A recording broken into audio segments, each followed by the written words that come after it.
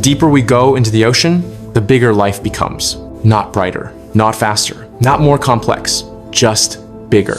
At the surface, most fish can fit in your hands. Their world is warm, bright, full of food.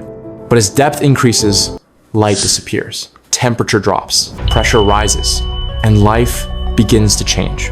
At around 200 meters, sunlight fades. Below this point, plants can no longer grow. No photosynthesis, no oxygen produced by light. From here on, everything that lives must survive without seeing the sun again. This is where the rules of biology begin to bend. As we descend further, the environment becomes hostile. Water grows colder, pressure increases by the ton.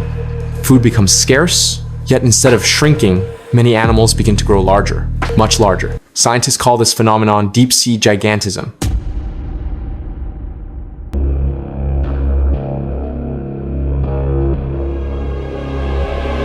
It describes a pattern observed across multiple species living far below the surface. Crustaceans, cephalopods, worms, even simple scavengers, creatures that remain small in shallow water, become massive in the deep. This is not coincidence. It is adaptation. One of the most important factors is temperature.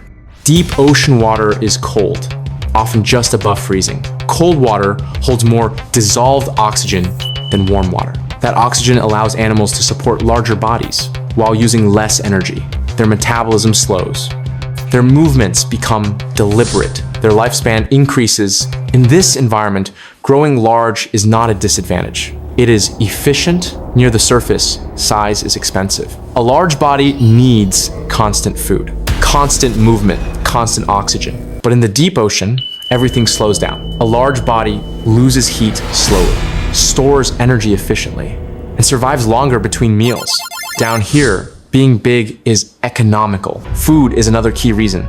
In the deep ocean, meals do not come every day. Sometimes they do not come for weeks. Most food arrives from above, drifting slowly downward. Dead fish, organic debris, occasionally something much larger. A whale. When a whale dies and sinks, it becomes an island of life.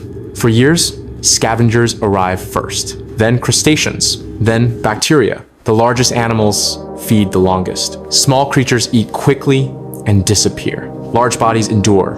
In the deep ocean, patience is survival. This environment favors animals that can wait, animals that can store energy, animals that can move slowly and live off a single meal for months. Size makes this possible. Nowhere is this more visible than in the deep-sea cephalopods.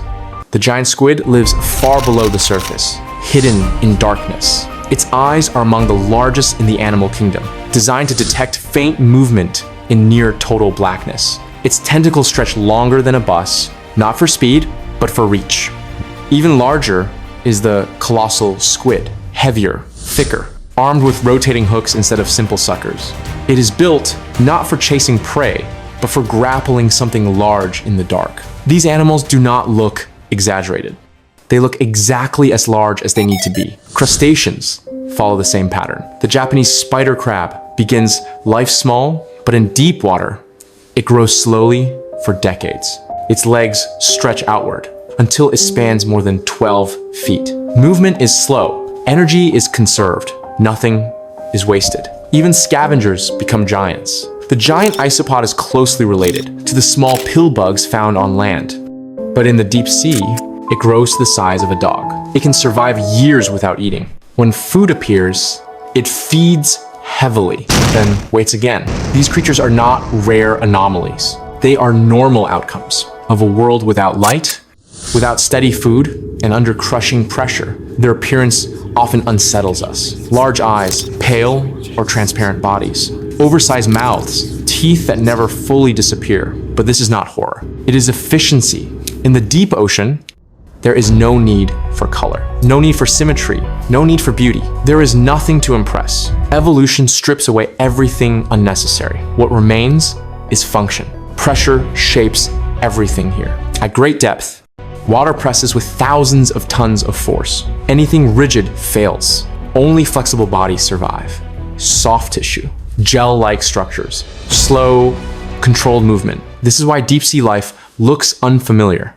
It evolved under conditions we were never meant to experience. If one of these animals were brought to the surface, it would not explode, but it would not survive. The surface world is too bright, too warm, too fast. They belong to a different planet. And this is where the unease begins. Despite all our technology, we have explored less than 5% of the ocean. Most of the deep remains unseen. We detect sounds, we observe movement on sonar, we find scars on whales that do not match known predators. Every few years, a new species is discovered. Not a small one, a large one. And each discovery forces scientists to quietly adjust their assumptions. So when people ask why deep sea creatures are so big, the answer is simple. In a world with no light, little food, and crushing pressure, being small is a disadvantage. And if this is what we have already found, in the small fraction we have explored, then whatever lives deeper has had even more time to grow